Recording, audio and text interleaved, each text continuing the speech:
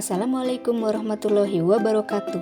Perkenalkan, saya Rinrin Nurani Barkah SOS, peserta pelatihan dasar calon pegawai negeri sipil di lingkungan pemerintah Provinsi Jawa Barat tahun 2022 Angkatan 4. Saya berprofesi sebagai ahli pertama perencana di Dinas Perkebunan Provinsi Jawa Barat, Subbagian Perencanaan dan Pelaporan.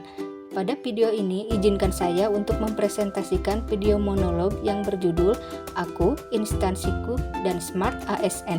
Selamat menyaksikan. Selamat datang di Dinas Perkebunan Provinsi Jawa Barat. Dinas Perkebunan Provinsi Jawa Barat terletak di Jalan Surapati nomor 67, Kota Bandung. Visi dan misi Dinas Perkebunan mengacu kepada visi dan misi pemerintah Provinsi Jawa Barat, yaitu visi, terwujudnya Jawa Barat juara lahir batin dengan inovasi dan kolaborasi. Misi, dari kelima pokok uraian misi antara lain: 1. Manusia Pancasila yang bertakwa. 2. Manusia yang berbudaya. 3. Pemerataan pembangunan. 4. Daya saing ekonomi. 5. Pemerintahan yang inovatif. Dinas Perkebunan termasuk sebagai pelaksana misi poin keempat, yaitu daya saing ekonomi, dengan uraian meningkatkan produktivitas dan daya saing ekonomi umat yang sejahtera dan adil melalui pemanfaatan teknologi digital dan kolaborasi dengan pusat-pusat inovasi serta pelaku pembangunan. Prioritas pembangunan yang diampu Dinas Perkebunan yaitu pemulihan dan pertumbuhan ekonomi kerakyatan berbasis inovasi. Struktur organisasi Dinas Perkebunan adalah sebagai berikut. Dinas Perkebunan terdapat 1 kesekretariatan, 4 bidang, kelompok jabatan fungsional, serta 3 UPTD Dinas Perkebunan yang tersebar di Jawa Barat. Sesuai dengan jabatan profesi saya ditempatkan di Subbagian Perencanaan dan Pelaporan. Tugas pokok Subbagian Perencanaan dan Pelaporan yaitu mengkoordinasikan perencanaan, penyusunan program kerja, pengelolaan data dan informasi, dan monitoring evaluasi dan pelaporan. Sebagai seorang ahli pertama perencana, saya memiliki tugas yaitu menyiapkan, mengkaji, merumuskan kebijakan, dan menyusun rencana pembangunan pada instansi pemerintah secara teratur dan sistematis, termasuk mengendalikan, memantau, dan mengevaluasi pelaksanaan rencana pembangunan.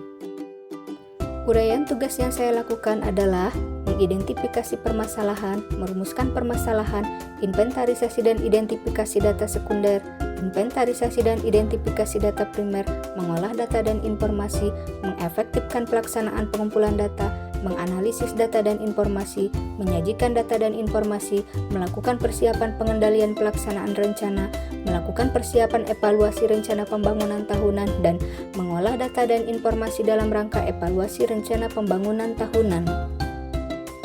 Pelayanan Subbagian Perencanaan dan Pelaporan yaitu 1. Menyusun bahan perencanaan dan program sekretariat.